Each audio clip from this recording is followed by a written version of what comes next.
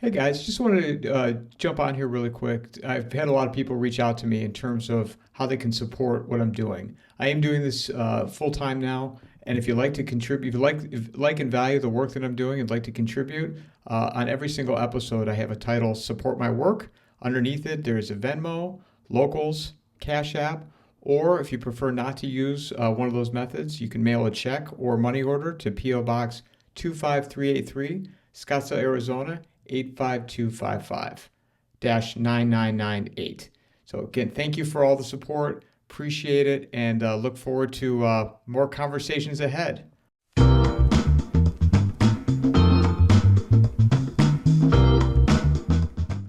All right, every time, Matt, we start talking offline. I'm like, oh, let's grab this. We're talking about Trump Yeah. and how he's just, the art of the deal, right? You should have heard the 5 or 10 minutes after we stopped the Stephen Murray roundtable last night, but some of that was probably a little bit too hot for social media. But can you give me a little insight what was Well, discussed? well, between like classified things and threats made and things like that, you don't want to. Who knows? I'm sure it's all recorded somewhere when we're under the bright lights being questioned. I think it's all under surveillance, We'll don't you? probably we'll be questioned by AI robots at that by then.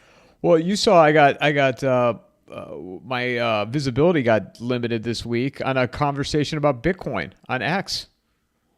Yeah, yeah, yeah, and you know that YouTube can automatically, like practically real time, turn voice into text.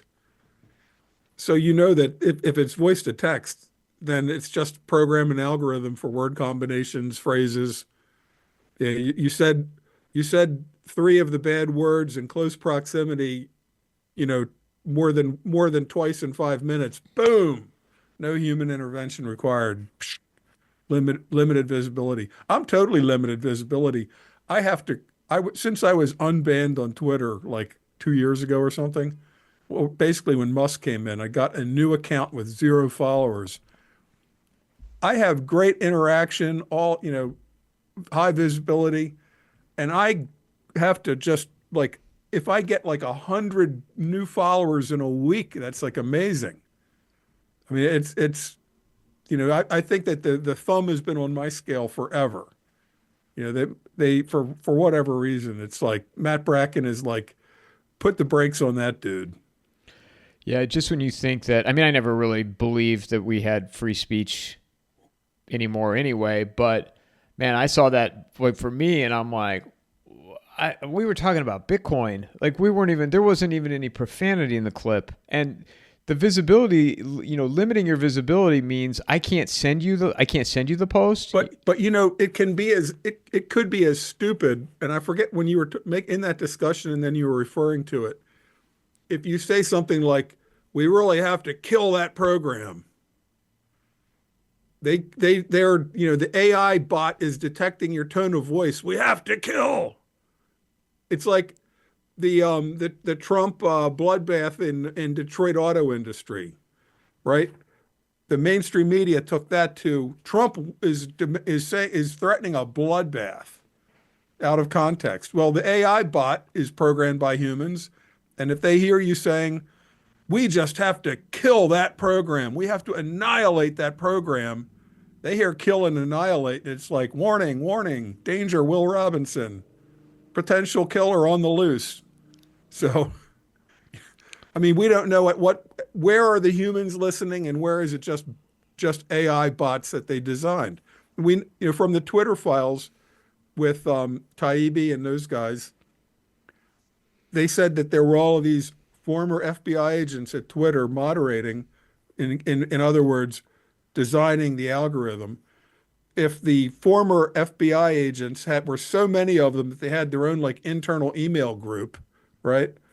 There's no such thing as a former FBI agent any more than in this context, any more than there's a former CIA agent like Sarah Adams, because it's a number one, it's a revolving door. Okay. Number two, you don't know when they've been sheep dipped so that their last day at FBI headquarters, they sign a piece of paper saying officially I'm not in the FBI, but I am still completely under orders and control, right? And you sign preemptive non-disclosure agreements up the wazoo forever that you can never describe how, even though you've officially left the FBI or the CIA, you are still on the team. You just went across the street to a consulting firm or a law firm, right? And then you wind up on Sean Ryan's show. But there's no way to separate that mess. Is she or isn't she still a spook? You don't know. And former spooks that have actually been booted out, going all the way back to the 80s with a guy named Ed Wilson, Frank Turpel. This is a scandal when Gaddafi was in Libya and Gaddafi was our enemy.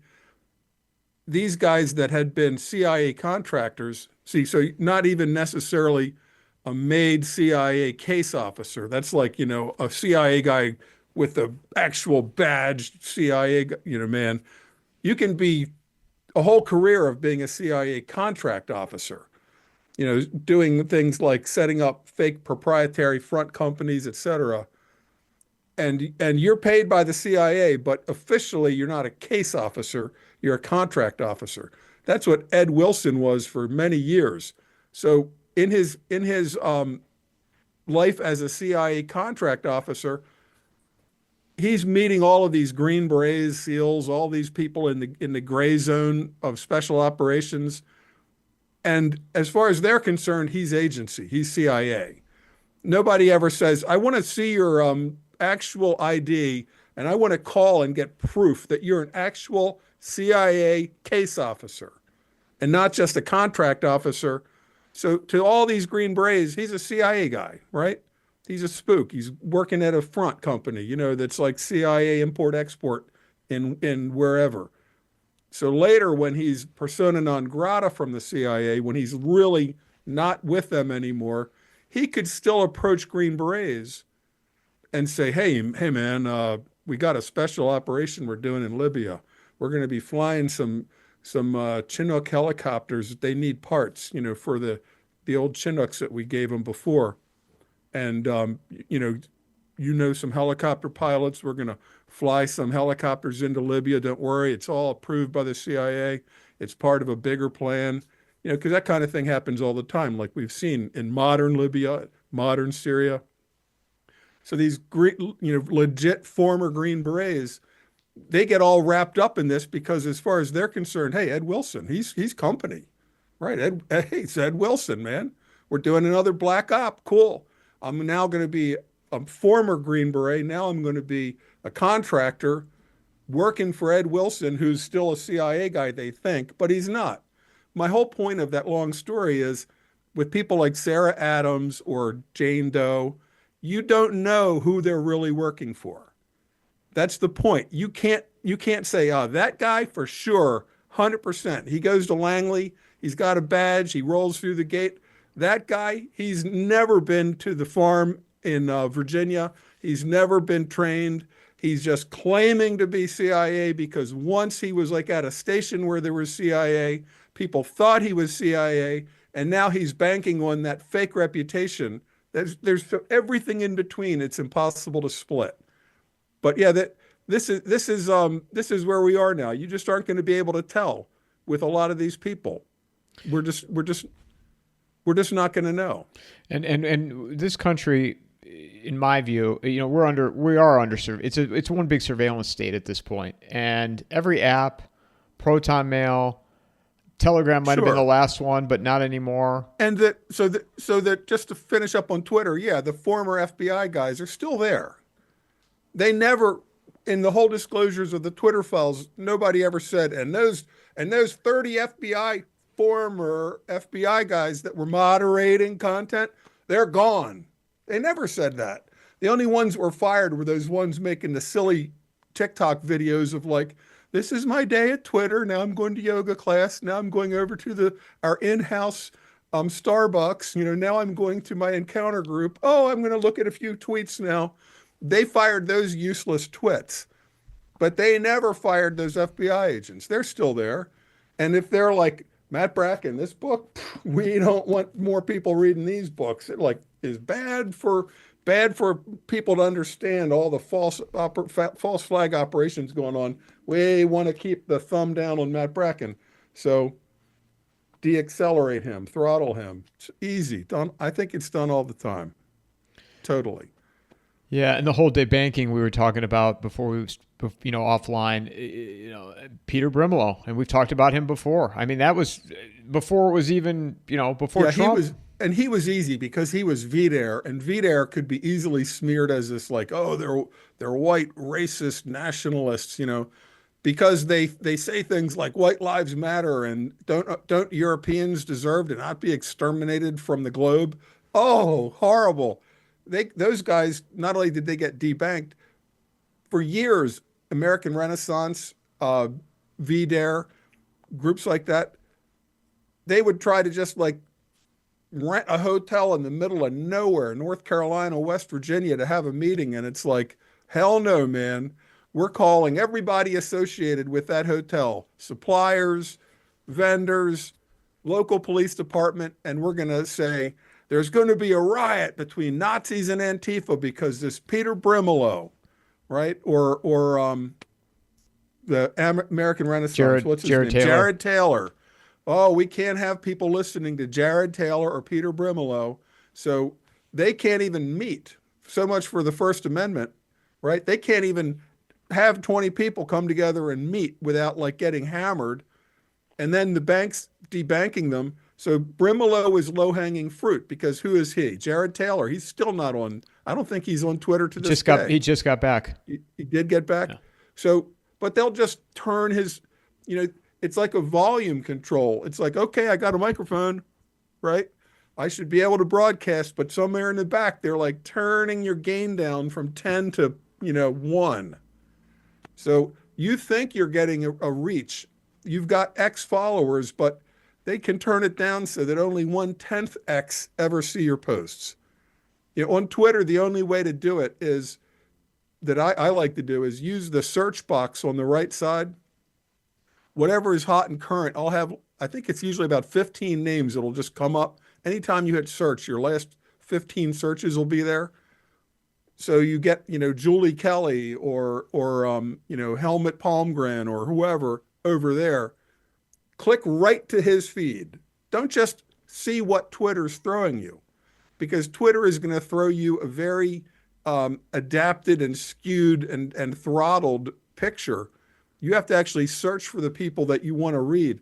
Then on their feed, you'll see retweets by other throttled and semi-banned, disapproved Twitter posters, and then just see what they've actually posted in the last couple hours.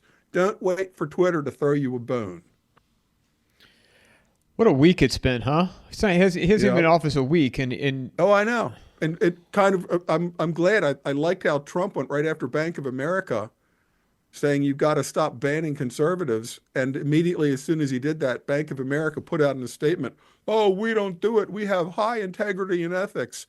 Then you've got General Flynn, Attorney John Eastman, from the constitutional attorney who was like rousted by the FBI, phones taken. Flynn, Eastman, Eric Prince, and they not only debank Eric Prince, they debank his wife, his mother, his father, his brothers, his ex-wife, all of his business partners, all debanked. This is very Soviet Union. They want this is like social network score or a social, what do they call it in China? They want your friends afraid to be in association with you. They want you to not take his phone call. They want you to be afraid to read his email because you know that there's like a force field of negativity around him where they can just debank you and you're effed. I mean, look, I really respect Helmut Palmgren at Red Ice. They've been debanked forever.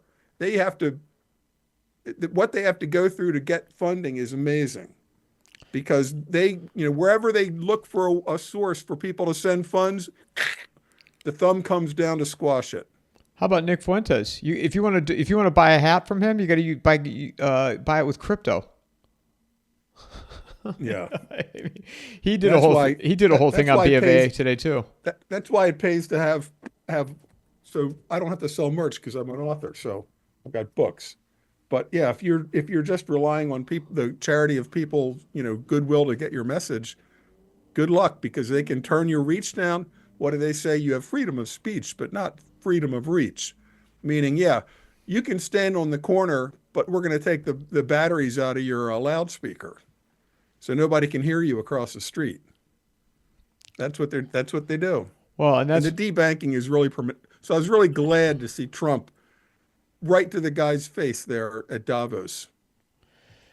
yeah. I mean, it's. I had Tracy Schuchart on earlier today, and she's an energy and oil, specialized in energy and oil analyst, and we were talking about the executive order for Trump's energy policy and emergency energy, and it's like anything you specialize in this week, there's something to talk about because the carousel just got. I mean, we went into hyperdrive with everything. Yeah, and I'm not to be conspiratorial, but there's some I totally think that making vanity coins and selling watches is bullshit if you're the president. I think that's like sleazy and low. I don't know if that's like Barron doing that on the side but you're trying to look ethical. Making your own pump and dump coin is bad, and selling watches, advertising that your great watches on the radio, that's bad too. But imagine from like if you're going to turn Pelosi, if you're a Trump and that they're about to make a major turn in energy policy, like they're about to start refilling the strategic petroleum reserve, or that they're about to open up take sanctions off of the country or open up more channels for LNG shipping. You jump into that company a week ahead, you're gonna make doubles and triples on insider knowledge just by when these many big economic shifts are happening. Even if it's like firefighting, it's like go long on firefighting equipment and reservoir repair equipment because that's the federal government's about to dump money into that. Yeah, I thought optically that was not a good look, and then they come out with the Melania coin right after. Yeah, it's cheesy, but I like how he can do press conference after press conference. I like how he put Karen B. Ass in her place there at in the firehouse press conference. You have emergency power just like I do. You got to use it. People don't give a shit if there's asbestos in the dirt. If you wait for California to send a scientist out, take a scoop, he'll come out like in a hazmat suit, like he's on Mars. He's going to scoop up a few tablespoons, take them back to a lab, and we'll get back to you with the results in about 5 years. That's how California will work. Or in 5 years, you'll inquire and they'll say, I'm sorry, we lost, there was a big mix up and we lost all the samples. We'll have to do it again. So Trump just said, 1 week too long. People are standing there right next on their property. That let them bring in their own dumpster. Let them clear their own land. Let people get to work. So I like that take charge attitude. But yeah, some of it is going to be susceptible. People will be saying, Don Jr. just made $20 million because he knew that they were about to do such and such in the energy sector. Yeah, that's coming. So they got to be very careful about that, just for the optics of it. Yeah, yeah. Well, even just to put it out while he's in office. I know he technically hadn't taken the position yet, but it's just not a good look, man. I mean, I'm sorry, like, and it's not necessary. It's no. not necessary. Or even, Bongino's got a huge podcast. All of the merch that he sells, and it's mostly for fun, like, T-shirts with sarcastic, anti-state kind of sayings, things like that. He says every time, all the proceeds from this is for charity. He's making plenty of money off of Rumble. That's a whole other story, right? I mean, Rumble, the funding of Rumble is very connected to Tether and other things that are kind of, when you start peeling it back, there's more than enough sleaze to go around. What did you? Or how about Altman and Mr. Oracle there in the White House? That whole 500 billion was total BS. Oh, don't worry about super hyper AI. We're just going to double the energy output of America to have the world's best AI. But we're going to have medical breakthroughs so good that we're going to make a vaccine just for Matt Bracken to cure the cancer he doesn't even know he has yet. Hey, give me that shot, man. I can't wait. I didn't even know I'm about to have cancer, and you're going to cure it already? Go, baby. What could go wrong? Did you see the heat that Whitney Webb took this week for pointing some of this stuff out? Yeah. Yeah, and that who's the other guy, the short Asian guy? Trump says things like he promised 250 billion, but I said, can you bring 500 billion? And it's like the guy doesn't have that kind of money. They're talking out their ass on a lot of this. I like it when Trump is nuts and bolts, like in North Carolina and California. But don't bring in the billionaires to talk about doubling our energy so we can have the world's biggest AI. I don't want AI designing chips that engineers don't understand. That it's like, just trust the AI and put this chip in because AI has created it. And the engineers are like, we don't even know what's going on in that chip. Don't worry, AI says it's really great. What could go wrong? He had to have known, or whoever coordinated that, whether it was Susie Wiles or Stephen Miller, they had to have known the backlash that was going to come from that press conference. And, Altman and Zuckerberg are total snakes. I'd take their money and, get a photo up where they're kissing the ring. That's good. Genuflect, kiss my ring. Hand me the giant check for millions of dollars. Then get the hell out of Mar-a-Lago. I did like that Musk pushed back, and Musk himself said, those three don't have that kind of money. Musk can look up their financials and go, this guy has this guy has that. How does that get to 500 billion? So Musk was pushing back against them, and supposedly Susie, what's her name? The Ice Maiden, Susie Wiles. She's limiting Elon now that they're at the White House. Remember, he was like in a cottage at Mar-a-Lago, but he can't get an office in the White House that we know of. So supposedly she's limiting his contact. We'll see. But I mean, a lot of what they're doing I really like, and some of it that's even really off the wall sounding, like we're gonna buy Greenland, or we're gonna take back the Panama Canal. I think a lot of that has to be seen in terms of the art of the deal. Trump often he'll tell you what he's done, and it's not a secret. You can read his books. I mean, when he brings in some people like a Kash Patel or some heavy hitters or Pete Hegseth, Mr. Zionist Pete Hegseth, God bless him, big family, very nice. I'm glad he's better than Lloyd Austin. But Trump said about Bolton that basically he was like my scary pit bull on a leash. I mean, he totally disses Bolton and calls him stupid. But he says he's such a warmonger that anytime I would bring Bolton with me, the people across the table are terrified because they know he's a warmonger and he wants to, start firing missiles around. So you have to understand a lot of what Trump does is purely tactical. And when he's now, apparently he talked to the prime minister or whoever runs Denmark for 15 minutes, and they're all shook up in Denmark because he's very serious. They think he's very serious. But Trump, the real estate developer, and it's not a secret, he comes in with a demand that's 10 times more than he expects to get. This is it. Don't even talk to me unless you're going to give me all of Greenland. We're going to make it a state. We're going to make it a territory. Just hand it over. We'll make a good deal for the 50,000 Inuit that live there. Denmark, get the hell out. So they're like, oh my God. Denmark is like a Rhode Island compared to Greenland is Alaska, okay? Not quite Rhode Island, but it's Denmark is maybe like Maryland and Greenland is like Alaska, okay? So there's only 57,000 people that live in Greenland that are Inuit, Eskimos, mostly. Some Danes live there. And without Greenland, Denmark loses 95% of its territory. Even though Greenland has home rule for everything except for foreign affairs and defense, as if like the mighty Danish Navy, is patrolling Greenland, keeping the Russians away at bay. All those Danish destroyers and submarines are protecting it. But yeah, Denmark is afraid they're going to lose Greenland, and that's how Trump is playing it.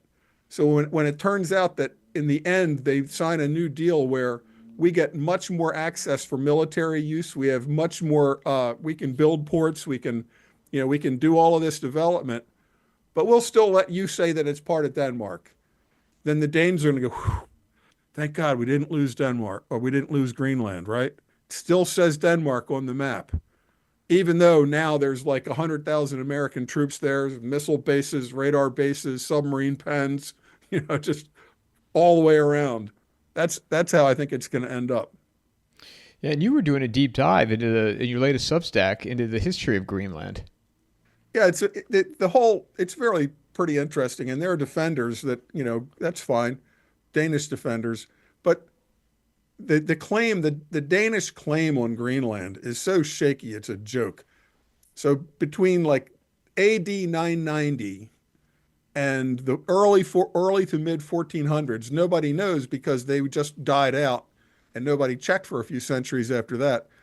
So there were at most a couple thousand Vikings, not Danes. There was no country of Denmark, right? A couple thousand at the most Vikings settled in Greenland. And I don't know if this is going to show very well on the screen. Is that No, it decent? looks good, yeah. So down here in the bottom corner, the warmest part, okay, a couple thousand Danes settled, and they were there for a few hundred years because Vikings went back and forth. Maybe they'd miss a few years, they'd catch up. But by the 1400s, the Danes had all died out. The Danish story is when they got there, there were no Eskimos, no Inuit in Greenland. It was empty, just the Danes. And we had it for 350, 400 years, a tiny settlement, marginal settlement. And this is during what was known as the medieval warming period, when they were growing grapes in England and it was, much easier to sail across the North Atlantic. Things were warmer. As it cooled down, their settlement there at the bottom of Greenland became less tenable. Iceland endured because Iceland, even though it to the east gets some benefit from the Gulf Stream warming, Greenland doesn't. So the Vikings in the south corner of Greenland died out. They didn't even know it back in Scandinavia for hundreds of years. It's like somebody finally went, hey, we haven't heard from those guys. Weren't there guys in like a place further west than Iceland? Let's go check on them. And it's like just ruins. So the Danish story is there were no Indians. They died out. And when we went back, we claimed it again. So because we had a settlement down here for a couple hundred years that died out, we get to claim all of this forever, okay? The Vikings also got to Newfoundland. They had a settlement in Newfoundland, right? They had longhouses. They had little iron making forge, things like that they've dug up. But the Vikings couldn't last there, and the Indians drove them out. So the Norwegians could say, Newfoundland really belongs to us, because the Indian tribe that our Viking ancestors had a beef with, it's not the same Indians that are there now. They're gone. So we claimed it in 1100, Newfoundland. We claimed it, and we're sticking with that. That's basically what they're doing with Greenland. So hundreds of years go by, and Norway becomes a kingdom. Denmark becomes a kingdom. One king rules them both for a couple centuries in the 1700s, 1800s. Is a king of Norway, is also a king of Denmark. And he's just proclaiming, because there were Vikings there a couple hundred years ago, we're claiming it all forever. We sent another ship there. We planted the flag again, and we're extending our claim, right? So we sent a new ship here in 17 something, planted a new flag here, and we're claiming all of this. And now there are Inuit all along this coast, but it's like, who cares? Now, the Inuit version of history is that it wasn't uninhabited. There were Inuit there. And one of the reasons that the Danish settlements, the first Vikings, not Danish, Viking settlements died out, there's three theories. It got so cold they starved, right? They couldn't grow their food. Theory two is disease. There was a plague or some kind of illness. And theory three is they were, they were surrounded by hostile Inuits where they couldn't just roam around freely because these, guys in the Arctic gear with the Arctic, spears and great kayaks would just be like any Indians anywhere picking off the white man. So there's three theories to why these colonies died out. The Danish claim is, well, there was no Indians when we got there. There was no Indians here when we got there in 900 and died out by the 1400s. So we get to claim all of this forever, which is ridiculous. Okay, there's 57,000 Inuit, mostly Inuit, living in Greenland now. There's a couple big American bases. We've got Air Force bases and missile and radar bases there, which pumps in most of the money into the Greenland economy.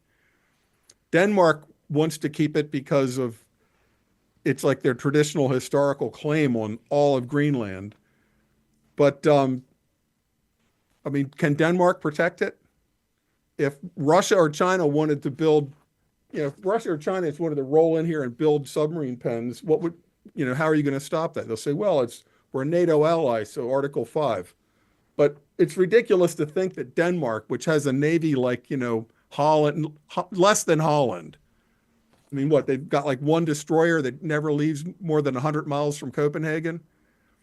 The idea that Denmark is the defender of Greenland is a joke.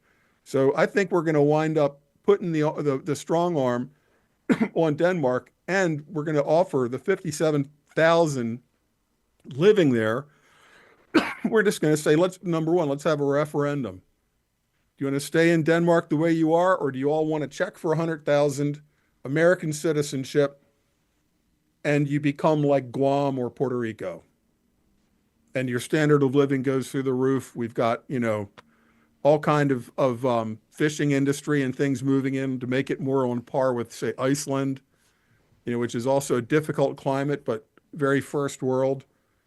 And I think that in that case, if they ever have a referendum, which they've never had, they've never really asked the Inuit people, do you like being under the control of Denmark?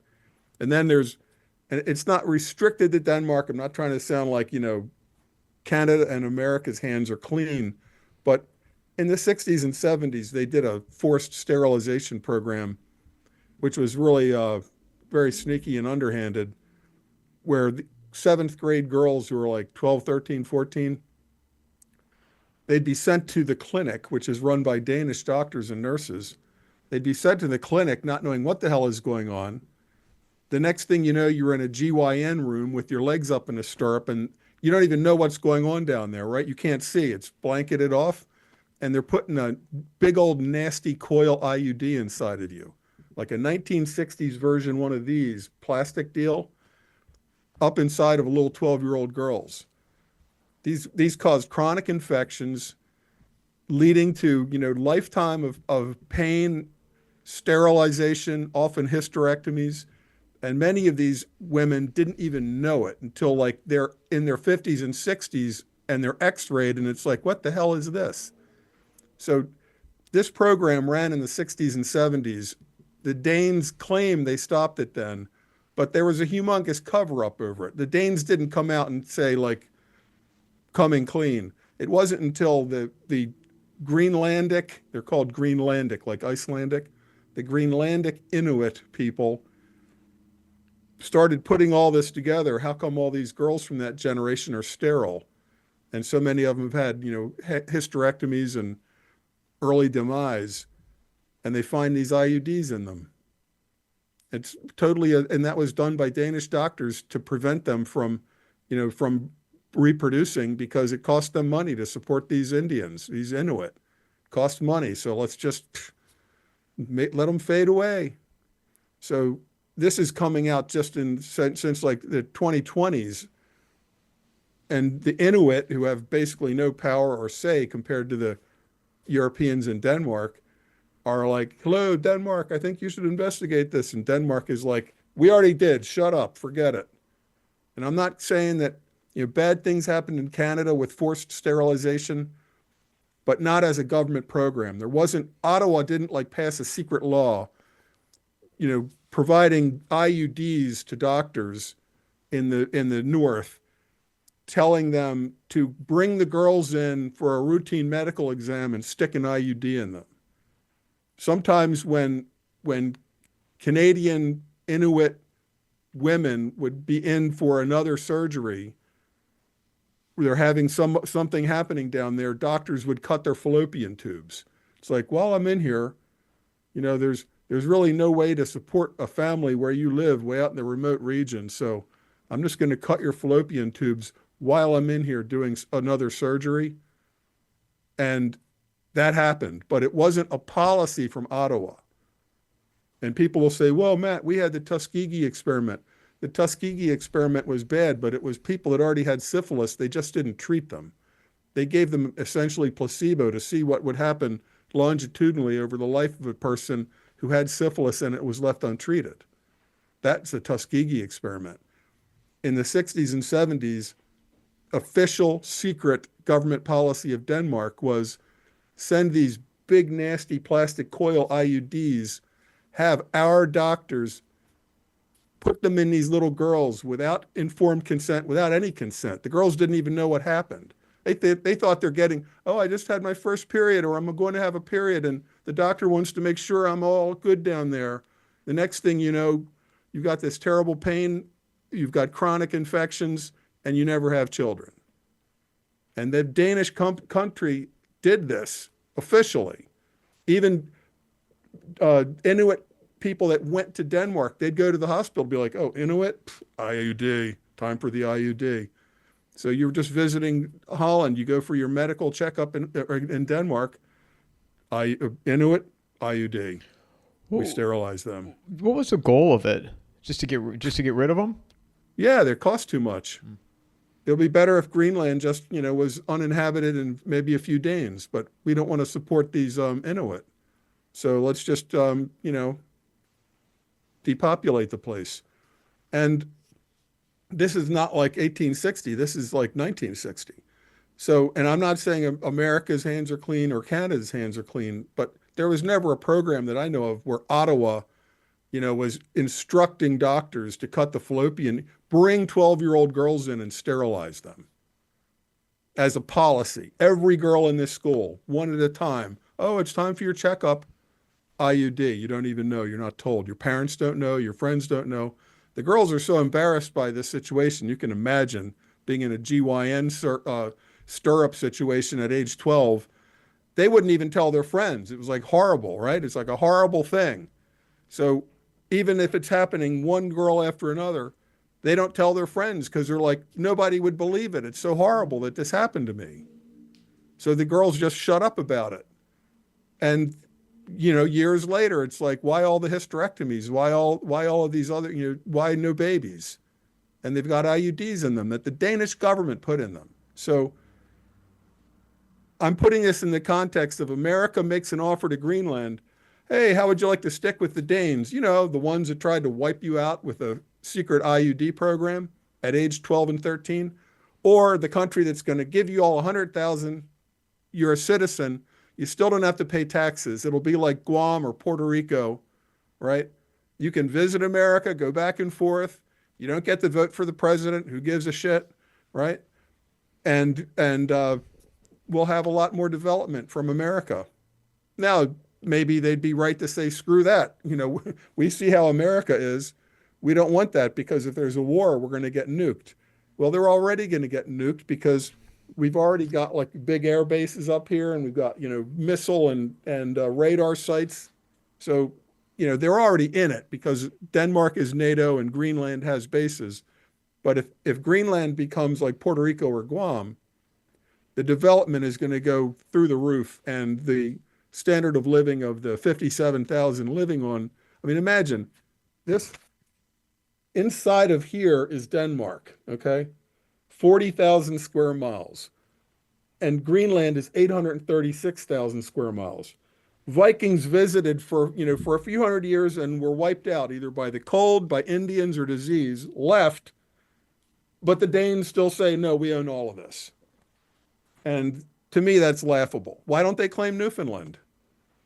They can make the same claim. Well, the Indians that drove us out of Newfoundland are not the same Indians that are there now.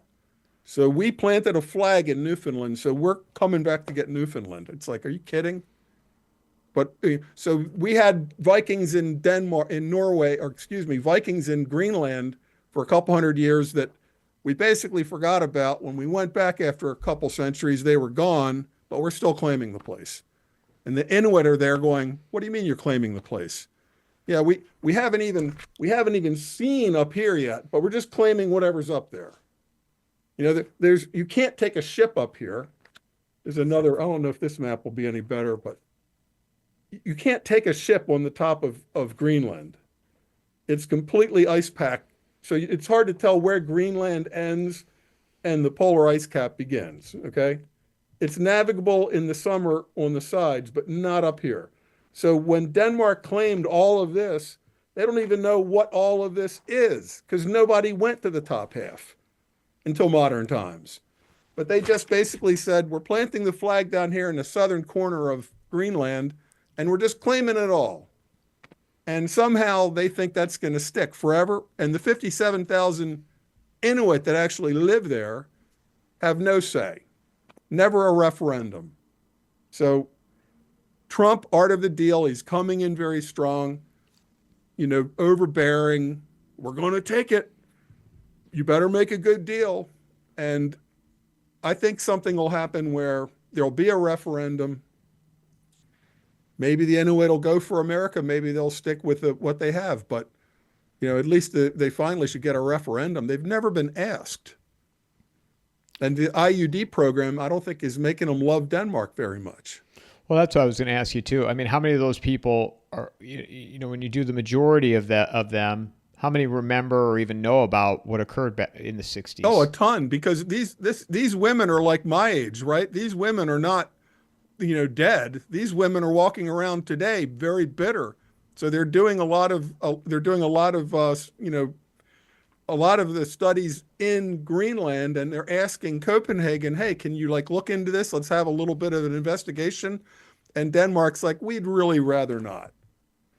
We're sorry, but that's as far as it goes. How about reparations? How about, some payments to these women that you sterilized when they were 12 years old without telling them, right? And it wasn't like random bad doctors in northern Canada cutting fallopian tubes while they're in surgery for another reason. This was a program from Copenhagen. The IUDs were not produced in Greenland. The IUDs were shipped in by the Danish government to Danish doctors at the Danish hospital, which these poor Inuit think, wow, it's like Europe. It's so wonderful hospital. We're going to get the best care now. No more midwives delivering babies. We're going to have real trained European doctors. It's going to be so great. Come on in, little girl. Put your legs in the stirrup. This is only going to hurt for a little while. And these things were made for, number one, IUDs today are much more technical. An IUD today looks like a little T, and it's just the minimum that goes up inside and out the fallopian tubes.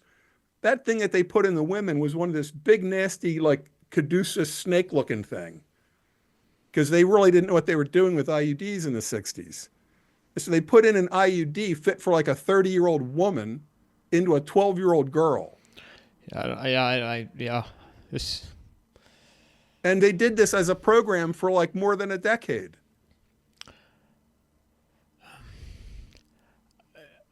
So like I said, the victims of this are still walking around, and they're not happy. And they're going to have a lot of say as to whether there's a referendum in Greenland. It's only 57,000 people. Think about that. There's probably 57,000 people in a square mile where each of us live. or not much more than that. What about, I'm going to shift here from Greenland and IUDs for a second. What about Panama? Like, It's related because it's art of the deal. Trump comes in, we're going to take it back. Like he says, China controls the canal. That's not true, but China is making huge investments in the canal, a new bridge, a tunnel under, right? Controlling the shipping container ports at each end, Hutchison Whampoa Company. So China definitely has a huge amount of influence. All of the 7-Elevens, so to speak, all of the convenience stores, they're all Chinese. All of the kiosks where you get cell phone chips and do your cell phone business, it's all Chinese. I mean, Chinese who speak Chinese who were in China 5 years ago. So that level of the economy of Panama has that lower retail level of Panama is totally Chinese. Most supermarkets, convenience stores, cell phone stores, it's Chinese off the boat Chinese that are speaking Chinese to each other and are learning Spanish along the way. So, and they're making these huge investments, as Michael Yan has been talking about, building a bridge over one of the rivers down in the Darien Gap, which would constantly flood, and they would sometimes build like little temporary bridges, and they would always flood out.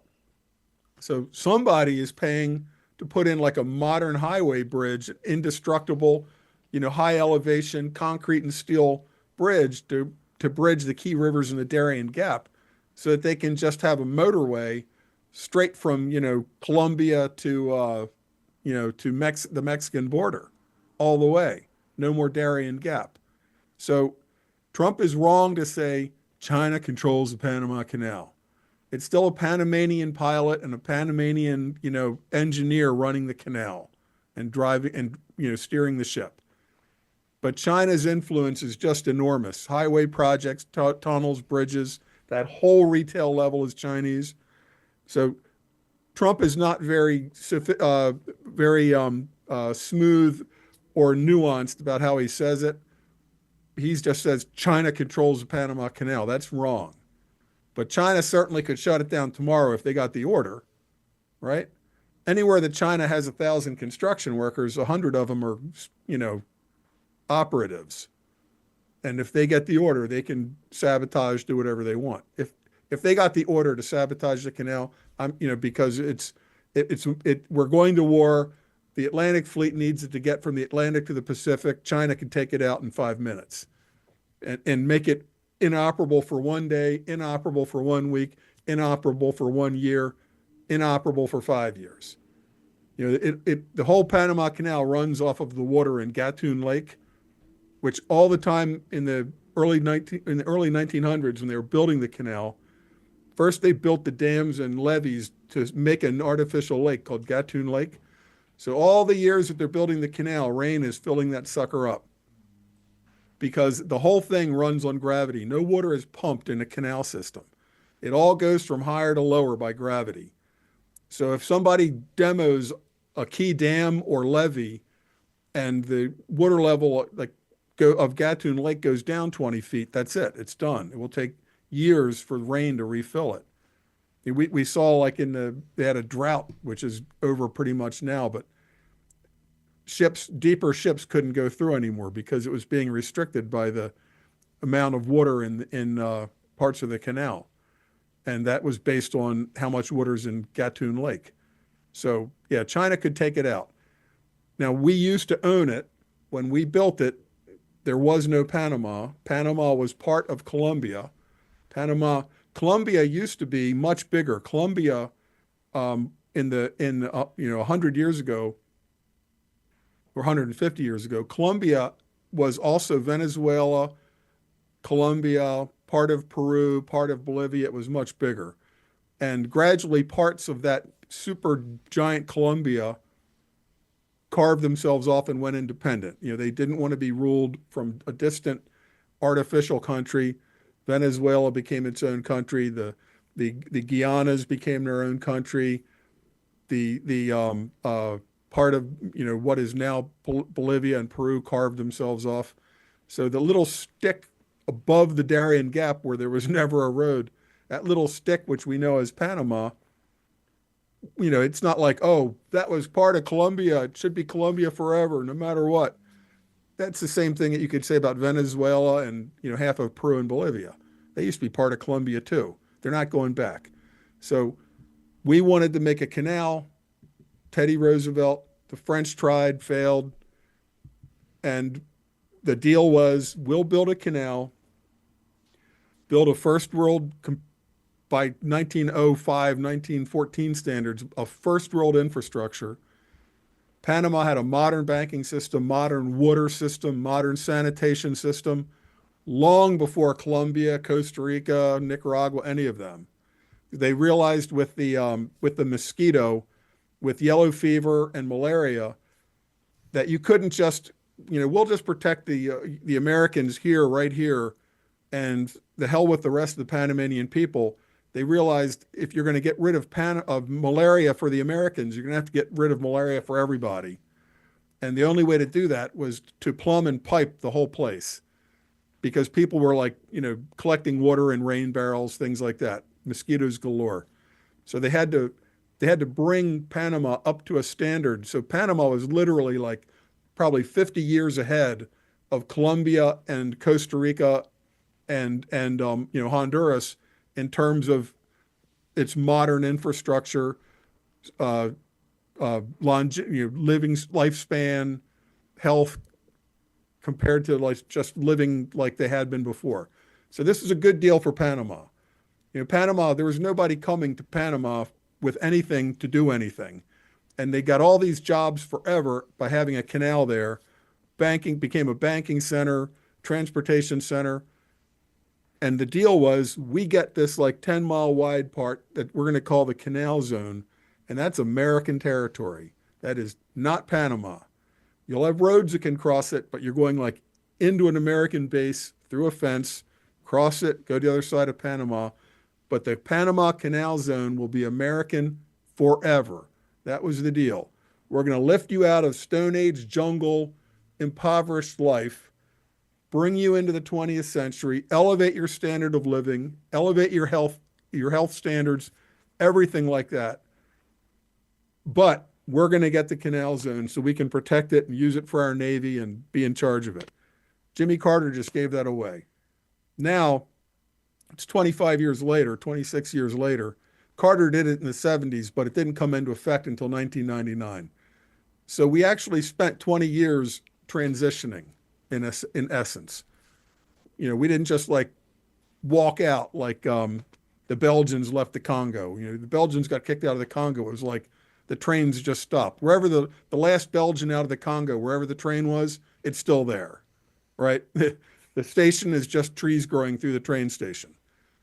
We spent 20 years after Carter's decision preparing and transitioning the canal because we knew it had to continue functioning well, even if it's under Panamanian control. So I went through on a sailboat before the canal transitioned, when it was Panama Canal Company, the PCC on hats and everywhere, to where it's now the Panama Canal Authority. And it's run fine. When I went through and it was the Panama Canal Company, they had this archaic system called add measure. They sent a guy from some bureaucracy out to my boat with a tape measure to like measure my boat 20 different ways to figure out its tonnage, and then charge me, $239.85, some crazy thing based on my tonnage of my carrying capacity of cargo for a little sailboat. Panama Canal Authority, when I came back, it was like, boats up to 40 feet, you pay 200, boats 40 to 60 feet, you pay 300, boats over 60 feet to 100 feet. So they just streamlined it a lot. It ran fine both ways. Same tugboats, same pilots, because they'd done a long, good transition. Now it's 2025, and it's been complete Panamanian control they're not going to hand it back. The Panama Canal Zone fences are down. The houses at the Panama Canal, the Zonians, the American Zonians, if you're born in the Panama Canal, you're an American. It's American territory. All those houses were given to Panamanians, like in a lottery. There's no distinct Panama Canal. You can drive anywhere in Panama, including right up to the canal. So it's crazy to think America is going to like go in there with the Marines and like force everybody out of the Panama Canal zone. That's not going to happen. What about this is all for the last 5 days. We're talking about all this. Right. All this 5 stuff. days. All this stuff has happened this week. What about Russia and Putin? And Trump saying make a deal. Just finishing on Panama. It's art of the deal. Trump is coming in like, you better give us a better deal or we're sending the Marines. We're just going to take it. So what we're going to want out of it is more guarantees on our security for our naval vessels get first priority, things like that. A better deal on, a most favored deal on charging American ships, et cetera, which there aren't that many American ships because of crazy American laws, Jones Act, things like that. Almost all the ships going through are Chinese or whatever. There aren't that many American freighters to begin with. So I think he wants some security guarantees and he wants less Chinese influence, but it's hard to have less Chinese influence if they're coming in with billions of dollars to build tunnels and bridges, and we're not. You're going to tell the Panamanians, no, don't let China build that new highway. Don't let it. Keep it the way it was. No more bridges. So what do you think the result will be there? What do you think the results will be in Greenland and in Panama? And then I want to shift to Russia, and if we have time, I want to talk about Mexico too. I think that Marco Rubio is a good choice for dealing with Latin America. He speaks Spanish very well.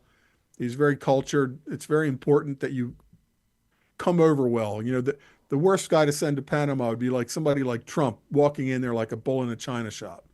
So it's sort of like the Bolton-Trump strategy, only this time Trump is the Bolton and Marco Rubio is the smooth negotiator, like the guy they sent to deal with Netanyahu in Gaza. So back in Washington, the Panamanians were all looking at Washington. Oh my God, Trump, he's crazy. He's going to send the Marines. We're going to do Operation Just Cause again. It's going to be Rangers. You know, Rangers are going to be parachuting in. You better listen. And Marco Rubio goes down and says, calm down. It's okay. I don't think we're going to invade as long as you help us out on a few of these things we've got here. And they'll be like, yes, sir, we'll do that. Just don't send the Marines. Okay. Same thing with Greenland. We're going to say it's time for the actual people that live in Greenland to have a referendum. Can Denmark we give everybody a check for $100,000 and make them American citizens? You know, no taxes. You're just going to be like Puerto Rico or Guam, but people in Puerto Rico and Guam have a really good deal. They can move to America if they want. They can't be drafted in a war. They don't get to vote. Who cares? And they don't pay federal income tax. So it's a good deal. Anyway, I think that we're going to probably get some concessions out of the Danes because all they really want is for it to say Denmark on the globe, on that big chunk of land, because otherwise it's like Lilliput. It's like you got to get a magnifying glass out. Oh, where's Denmark? Oh, where's Belgium? It's kind of between Belgium and where is that Denmark? You know, if you cover it with your thumb, you can't see Denmark, but everybody sees Greenland, and they just want it to say Denmark across that big landmass on the globe, because then they mean something in the world. What about with Putin this week and him telling Putin to take a deal in regards to Ukraine? We don't have any. Putin is another master trader. You know, Putin's just laughing. We're not buying cars here. We're not selling cars here. No, but Putin's just laughing because we have no cards. We're a guy. What we obviously are bankrupt. We obviously are tapped out. We have no more artillery to send. We have all of the tanks and APCs we've sent are smoking ruins. They have a museum in Moscow, like in a big park in Moscow, where you can come and walk around like there's a Leopard tank. You know, it's a little damaged. We fixed it up, painted it, put it on a train, sent it to Moscow. They've got like a victory garden of American and German and British armor. You know, there's the 777 howitzer. We had to take two of them and put them together, but because they were both pretty blown up. But look, there's the 777 howitzer. We got one in Moscow, and they've got no more to send.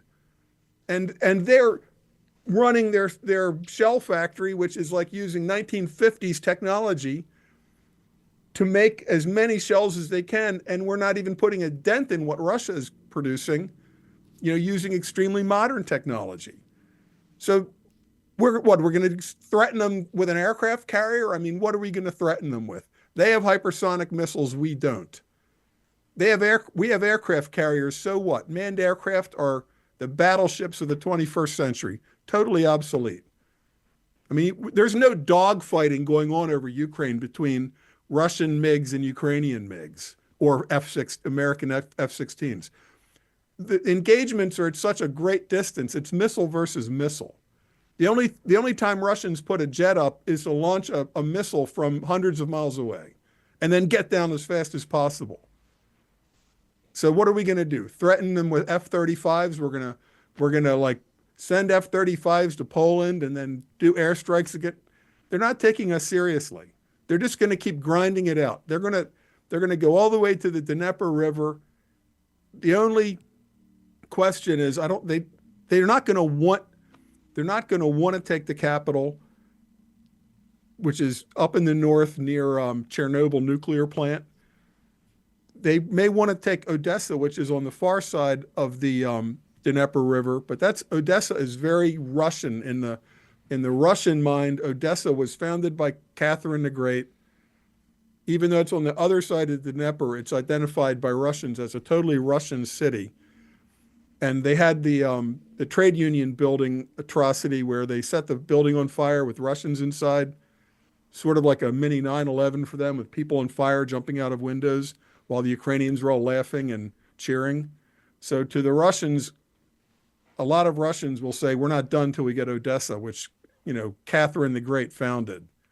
If the Russians are going to keep grinding until they take everything up to the Dnieper, except for Kiev in the north up by Chernobyl, the river gets kind of swampy up there, and it's like a question of, it's not really on the far side of the Dnieper doesn't split Ukraine so cleanly that you can just have east and west Ukraine each side of the Dnieper, because Kiev is on the eastern side of the river, but it's up there where there's all these tributaries and small rivers.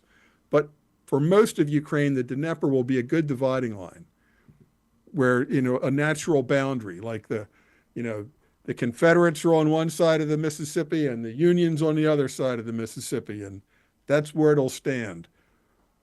Our idiots over in NATO are saying, well, we're going to have 200,000 peacekeepers in Western Ukraine as part of a deal, and 50,000 of them will be Americans. These people are smoking hash. There's Britain. How would Britain find 50,000 troops to perpetually have stationed in Ukraine? And Russia will never accept that. The whole point of what Russia is doing is to demilitarize Ukraine, which means they don't have a giant army there anymore. They know what we did with the Minsk Accords. We just bought time to rearm and get ready for another attack. So they're not going to go for freeze the lines where they are while NATO reinforces and rebuilds the Ukrainian army again for another try. They're never going to go for that. The deal we could have had and should have had would have, Ukraine never is going to be in NATO. Give it a neutral status like Austria has had since circa 1950. We were concerned the Soviets were going to roll into Austria like they had into Czechoslovakia and Poland and Hungary.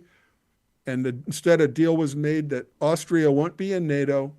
It'll be a neutral country. And it stood for all that time. And you can still visit Vienna, and it's beautiful. It wasn't blown to pieces, in a stupid war where, the Russians are demolishing half and we're demolishing half. They just said, Austria, special status, neutral. That's what the Russians have always wanted. Let us speak Russian in the Russian Donbass, the Eastern Third. Let us go to Orthodox Church, right? And it was like, no way. You're going to have to speak Ukrainian. You're going to have to toe the line. And after the Maidan coup, the Donbass started separating. They started shelling the crap out of it from the Ukrainian side until, the special military operation began 3 years ago. But all of it was avoidable, completely avoidable. Boris Johnson on Biden or Blinken's orders went to Turkey and blew up the deal that was being made. Probably 1 million lives have been lost since then. So what do you think? This continues then? There's not much Trump's going to be able Sure, to do in terms what of can we do? I mean, Trump can bully and bluff Denmark and Panama into getting concessions. Sure. Panama has the memory of airborne rangers parachuting in. They have that memory. They know that when I was there were still buildings around the canal with bullet holes in them, like chain gun, like 20 millimeter. You can see the big divots in the wall. That's in their memory. Greenland is worried if they have a referendum, the Inuit might say, screw you, you tried to genocide us. We're going to take the deal with America. So I think that for Denmark and Greenland, that'll work. Trump trying to just tell Putin what to do is really just like another level up from Starmer or the Germans trying to tell him what to do. He just looks at their factory output and goes, tell us what to do with what? You're going to send the Royal Navy? What are you going to do? What are you going to do that you haven't already done? Fire some more ATACMS? And you're running out. You're using up your arsenal faster than you're making them. I mean, we're using up the Tomahawks and other arms that we built over a 30-year period. And there's a term from like pistols and rifles, magazine capacity, right? Like, do you want to have a Glock with 6 rounds in it or a Glock with 18 rounds in it? I choose 18, right? A Glock with 2 rounds in the magazine looks just like a Glock with 18 rounds in the magazine from the outside. And the first 2 bullets are just as good as the other 18 were. But if everybody knows our Glocks only have 2 bullets in them and their Glocks all have 30-round or they're carrying rifles in terms of missile capacity, artillery shells, they can look at our factory output, look at our inventory and go, your magazine capacity is hitting Winchester. You're like out. What are you threat? You can barely stop the Houthis in the Red Sea. You're firing, $2 million missiles at $50,000 drones. How long are you going to keep that up? So it's a bluff that won't work on Putin and the Russians. They can do the math. It's like, sure thing. We'll listen to you. We'll send your envoy, Kellogg. We'll listen to him, but we're just going to keep grinding it out. What about coming domestically for a second? Trump's executive order declaring the cartels a terrorist organization. I think it's good. It's net positive, but it's going to lead to a dirty war and a bloodbath because the cartel's not going to surrender. So before let me interrupt you because I had Auden Cabello on this week, and then also Taylor, who's known as RGV Truth, and him and his colleague discovered that Syrian phone in the California desert. Right. And I asked both of them. I got 2 different perspectives on both because let's say that's legit. That Syrian phone. Yeah. So let's say hypothetically, the United States sends a drone to take out one of the cartel members in Mexico, for example. Sicario, right? Love that movie, by the way. Sure. Second one wasn't bad either. Right. Also, up there at a level with Sicario is another movie with Benicio del Toro.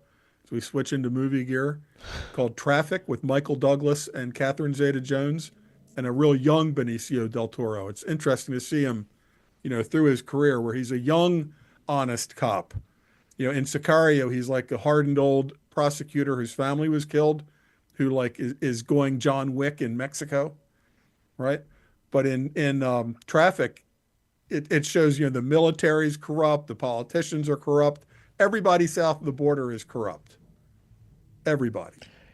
Taylor was talking about how corrupt the Rio Grande Valley, like the local officials, the law enforcement, Sure. just top to bottom. So you can't have a permeable border like Michael Jan always talks about, like the HOP, the human osmotic pressure and all of that.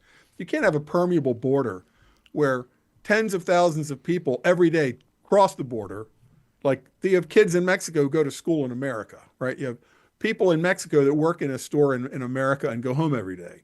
So there's just two-way traffic, so much two-way traffic. Well, judges, attorneys, politicians, sheriffs, so many of them are on the take. the Mexican culture, you can't expect like a rotting, stinking skunk smell on one side of a screen, like a screen door, and in your kitchen it smells like fresh baked apple pie, right? If there's a rotten skunk out on your back porch and you're cooking a beautiful apple pie, you're going to still smell the skunk in the kitchen. That's the Mexican border. You can't have a culture of plomo o plata, lead or silver. You just get elected mayor. The guy comes into the office with a briefcase and opens it on your desk, and there's $200,000 in $100 bills with a Mac 10 sitting on top of it. Plomo o plata. Do you want to join the team and get one of these suitcases every week, or do you want you to be killed and your whole family to be killed? There's your choice. That's how Mexico's run today.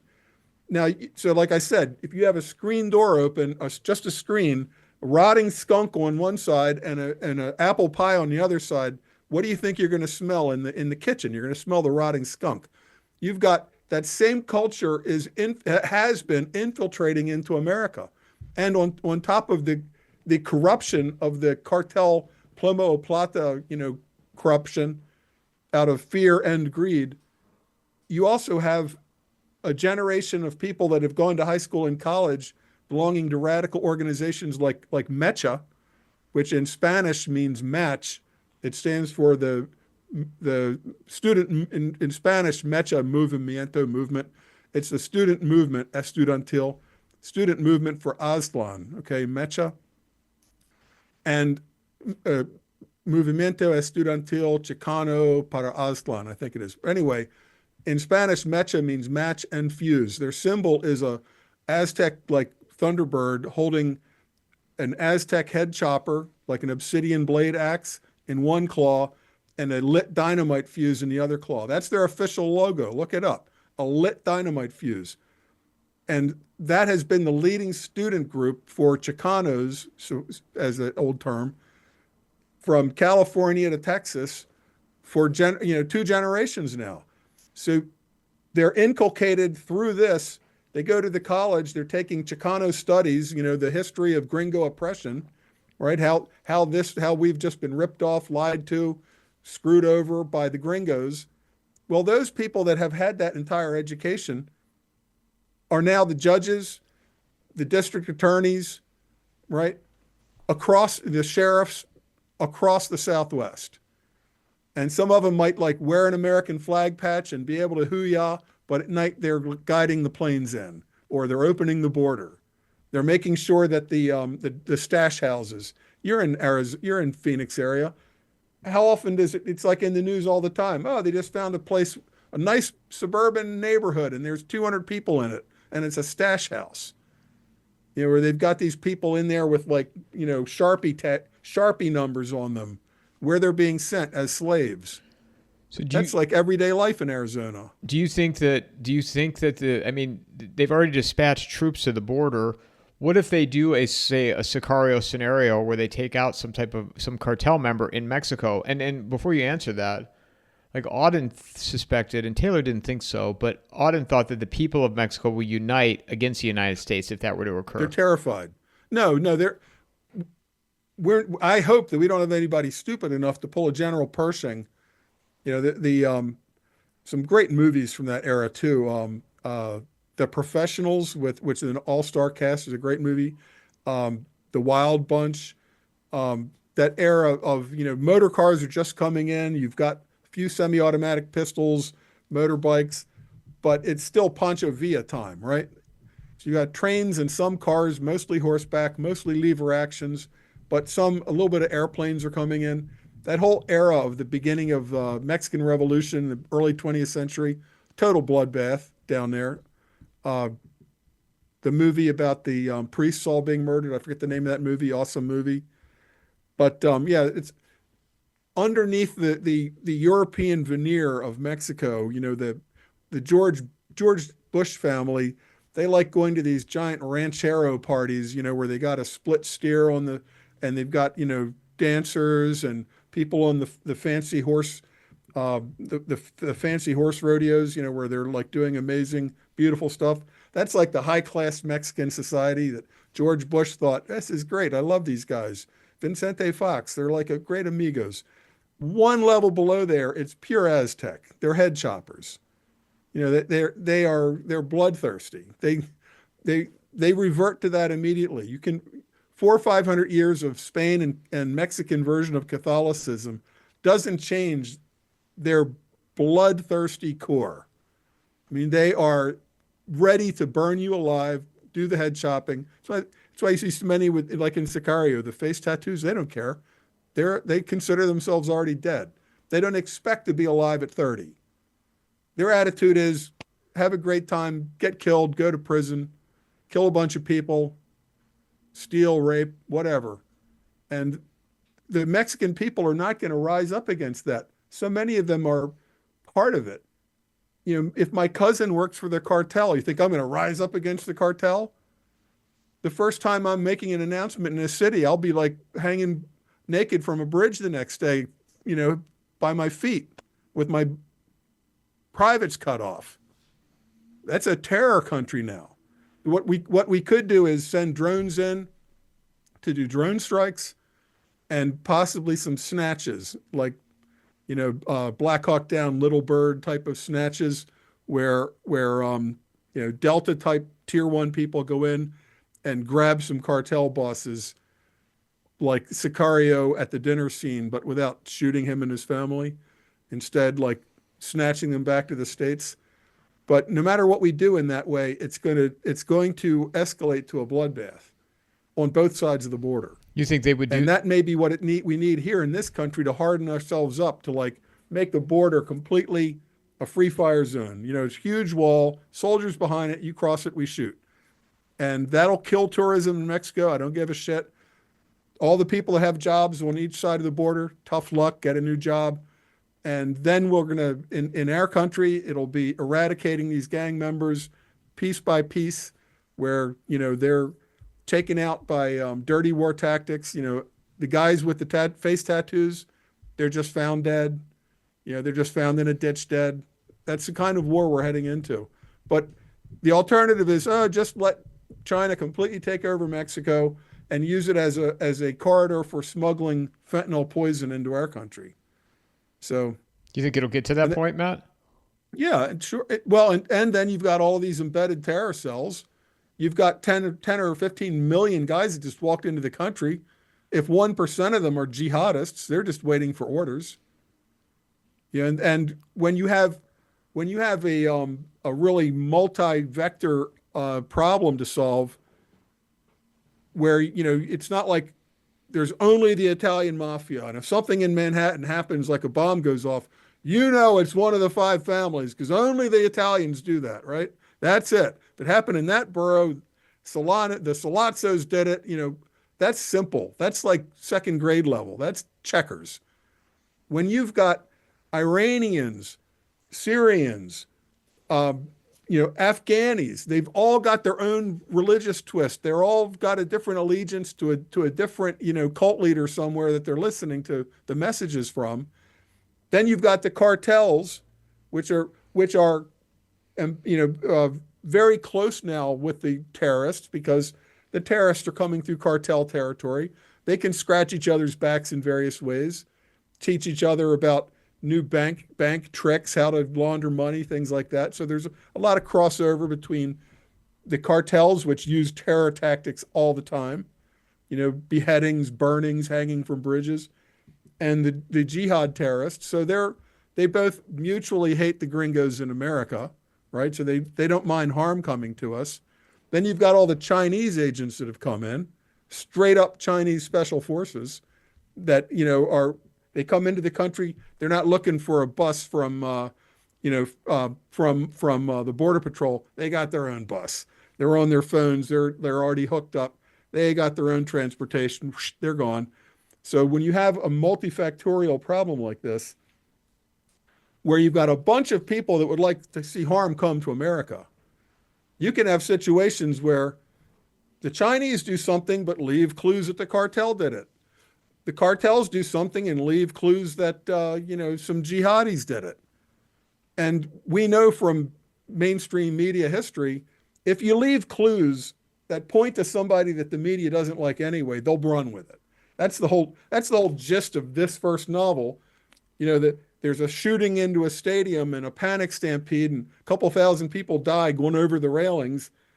And the guy with the gun, the patsy, he's a deranged veteran who's set threatening letters, right? It's all BS, but the media will run with it. It'll blanket the airwaves that a white racist shot up the stadium. By the time that you pick it apart in an investigation over months and years, who cares? The damage was done in the first week. Ban the assault rifles in that book.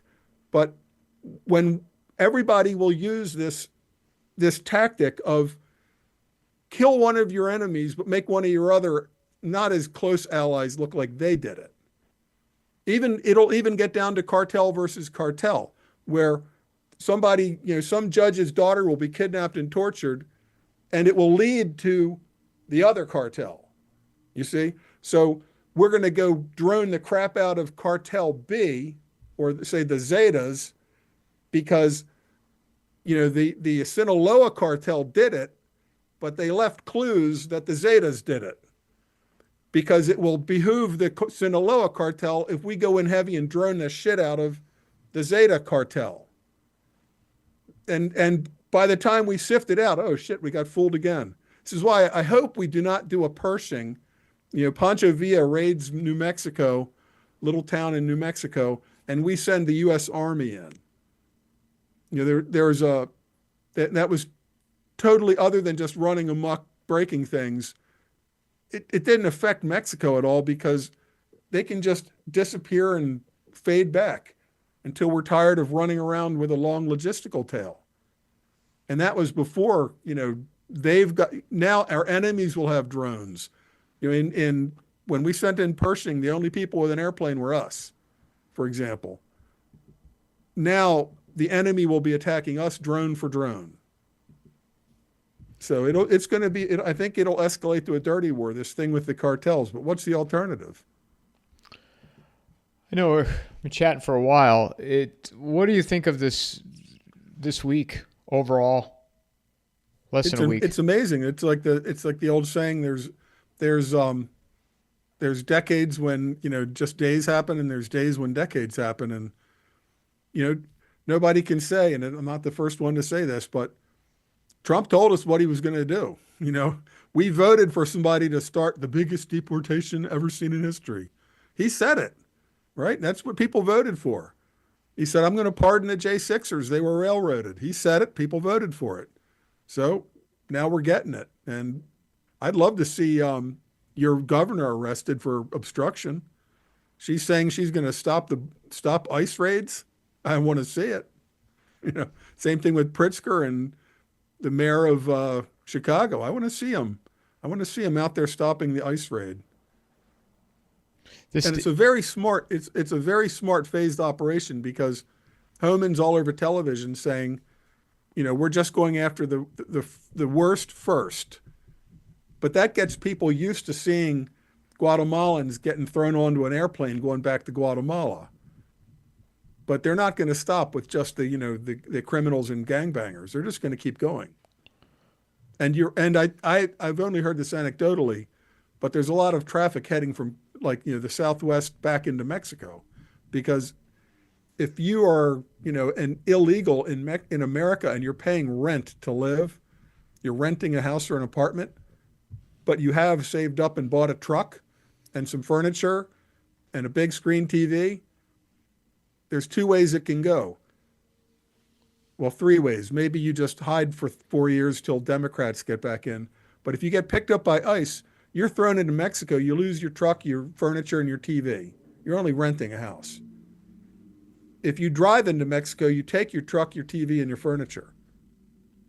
So a lot of people are making a new calculation now, and they're heading back south. But what are we going to do with people from Haiti and the Congo and, Guatemala, from Mongolia, Syria, Uzbekistan? That's going to be a big question mark. There's going to be a lot of people that don't want to go back. And it's a shame we have to pay both to fly them into America under Biden and then fly them out of America. But if you give people just like the the Mexican with the truck and the furniture deciding to drive it into Mexico. When you pick up the guy from Uzbekistan and you say, would you like a plane ticket back home and $10,000? Or would you like to break rocks for 2 years at a penal farm and then get kicked out with nothing? Because it will actually cost more to keep that guy on a penal farm for 2 years than to just send him to Uzbekistan with a check for $10,000. That'll be much cheaper than keeping him fed. So I think a lot of people will take that deal. But again, we're all talking around the collapse of the dollar because we're just going to print this money out of thin air.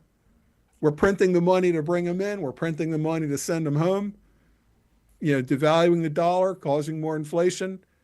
And, eventually the Titanic is taking on water already.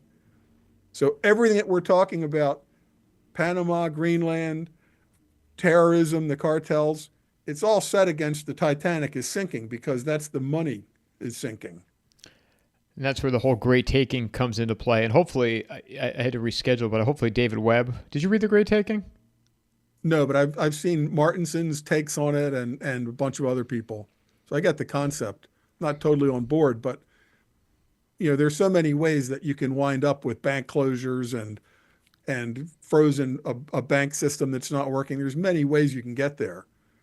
And the people like Martinson and others, some of your guests, Kunstler, you have to be thinking in terms of like your county. Like what happens when right now Trump is like throwing money around. Hey, I'm going to give all the money to North Carolina. I'm going to give all the money to California that we're going to print.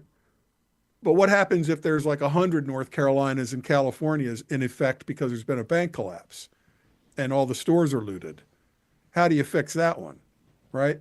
Are you going to parachute money into all the stores and the stores are magically going to restart the supply chains and all the trucks are going to roll again and all the food factories and food processing plants are going to crank back up into action?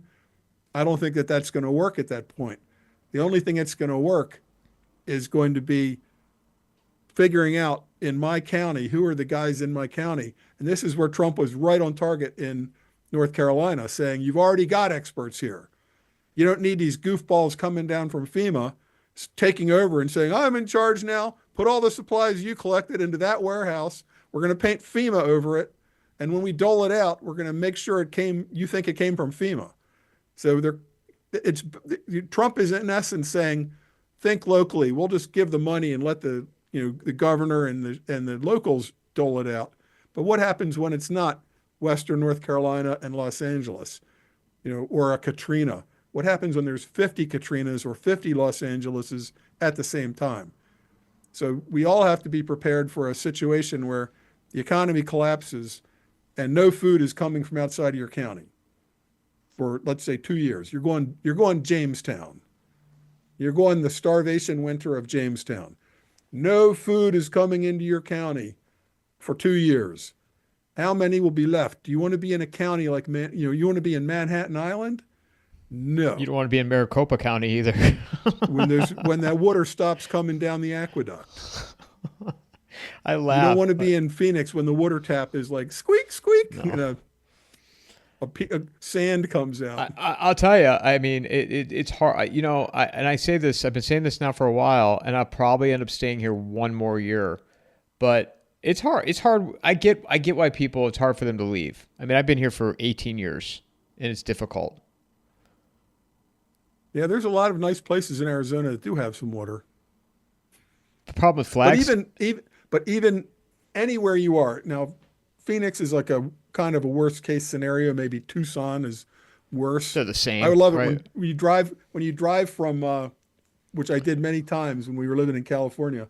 When you drive from Phoenix to San Diego, when the highway is it 8 or 10, which is the one that goes through Yuma? 8.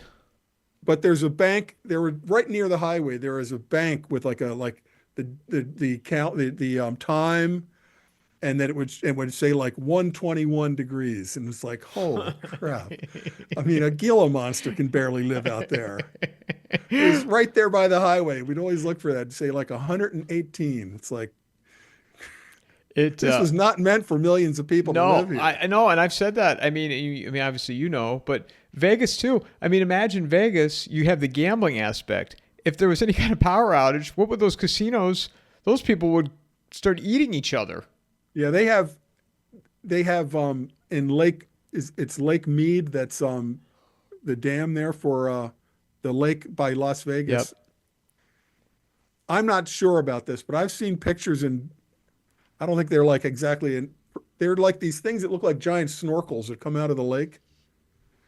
They're like giant metal snorkels that come out of the lake and go right into the side of the rock wall.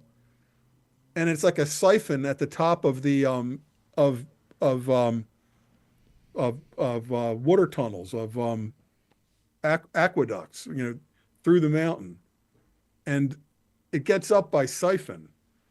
So you have to, like, it's a very difficult process probably at the beginning to like prime that thing. So if somebody like came up in a boat and blew that up so that air got into that, it's like that fountainhead of water that's going down to California is going to be like not there for a while. It's not as easy as Trump is saying, just take the water from Northern California and send it to Southern California. But most of California's water just goes out into the ocean. I mean, you literally have the greenies. They really do believe the old, I forget what old lefty said, like, the white race is the cancer of the world kind of thing. They really do believe, if you really put them under truth serum, they think it's great that all the rich people in Hollywood just got burned out. They think it's great. They love it. They want to see more of it. That there's too many people. They shouldn't be living like that. So if they get burned out, that's okay. I will say, so much for a 45-minute conversation, huh, Matt? We're an hour and a half in. But I'll end at this. I will say, watching that press conference with him in LA yesterday and him just calling out that mayor right to her face, and they had to pull the microphone away from her because she goes, because we want everyone to feel safe. And I'm like, oh my, these people still don't get it. She's a communist. They still don't get it. She went to Cuba. She was a brigadista. She was one of these super lefties that went to Cuba, where you had to go through like a third country. You couldn't just fly from like Miami to Cuba. You'd have to go to the Bahamas or Mexico or somewhere. She went to Cuba like, bunches of times to like for solidarity and get her spy training and get her brainwash training, while they take pictures of you out cutting sugarcane, but that's not what you're there for. She's a mayor of LA, a communist. That's what I'm talking about. Mecha with the Chicanos, what they used to call Chicanos. Yeah, they can be the sheriff or the mayor, but in their heart, they hate the gringos and they hate America. And I mean, if it's the mayor of LA, he's an out-and-out Cuba communist. Well, you even had some of the people there, you probably watched the whole thing, where they were sticking up for FEMA. Sure. What's his name? The councilman. I forgot his name. He was defending FEMA. Because it's the feds. They, in the end, they're always going to go with a bigger state level should run it. And eventually globalists should run it. It shouldn't even be America. So Trump is saying devolve control down to local authority. That's what he said in North Carolina. Like, you don't need FEMA here. You already have enough experts here that know the area. And he said to Karen B. Ass, you have emergency authority. You got to use it. No, not wait a week. They got to start tomorrow. You don't let people into their homes. He's trying to push control to the local level. Take charge. You don't even let people into their own homes. They want to make them wait another week. Right. And if they're going to go out of state to get a dumpster and put it on their property and clear their own land, let them. But they still don't get it. Even after all this, those officials still don't get it. And that would be the signal for me to get out of there after that. But yeah, well, the lady the pretty white girl that makes like $750,000, she's in charge of reservoirs that was empty and she didn't even know. That's a level of incompetence, and at a certain level, like we've talked about in other situations, when you have incompetence stacked on incompetence stacked on incompetence, it's more than just a series of accidental whoopsies. Like I've described before, a homeless guy with a shopping cart could walk into a bank the day that the cameras were down for service, when all the tellers had their backs turned, when the bank manager was in the bathroom, and the vault door was open and he could load up his shopping cart with money and walk out and nobody saw him and it wasn't on. It could happen, right? It's possible. You could walk up to a wall safe, randomly spin it 3 times each direction and it opens. It could happen. But when all of these things keep happening to California, all the whoopsies stack up to, we wanted it to happen. Don't clear the brush. Don't fill the reservoir. Get rid of firefighters. When fire engines break down, don't fix them. The people in charge don't like human beings. They want to see California like it was before human beings. They're doing their part. That's how the mayor is a Cuba communist to her core, and they elected her. What can you do with them?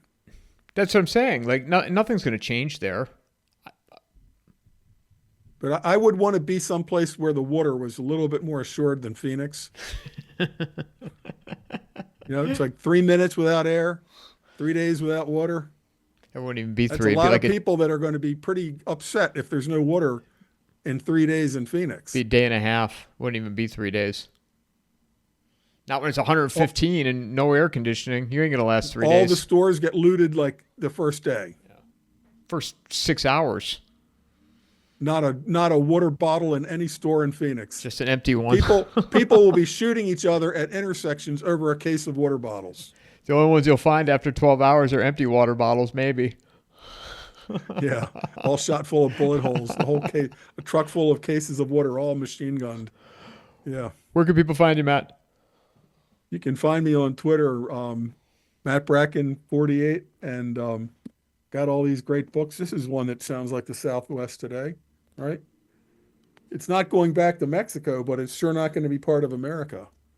It's going to be something else, and we don't know, but it's unfolding now. And read Future History by Matt Bracken. Substack, Gab. Yeah, I do Substack now. Substack actually pays you, which I didn't even know. I set up a Stripe account. I didn't even know what that is. It's like, oh, Substack, here you can set up a Stripe account. And it's like, this money is in your Stripe account. It's like, it is? That's cool. I should write more Substack articles. Those bastards, though, man, they take 20%. It was 80% of what I wasn't getting. No, but they still shouldn't take 20% of your money. When Jeff Bezos takes like half from these books, Jeff Bezos takes half. So if you buy them straight from me, I'll send it to you, and you won't be giving half the money to Jeff Bezos, and I can sign them. But if you want audiobooks or Kindle ebooks, you have to go to Amazon, and I'll still get paid, but not much, just a little. And Gab, did you say Gab? Oh yes, I parallel post on Gab. I'm Matt Bracken over there too. Real name. As always, thanks for coming on. I'm sure there won't be too much time lapsing before we're talking again, and we'll see what happens this week.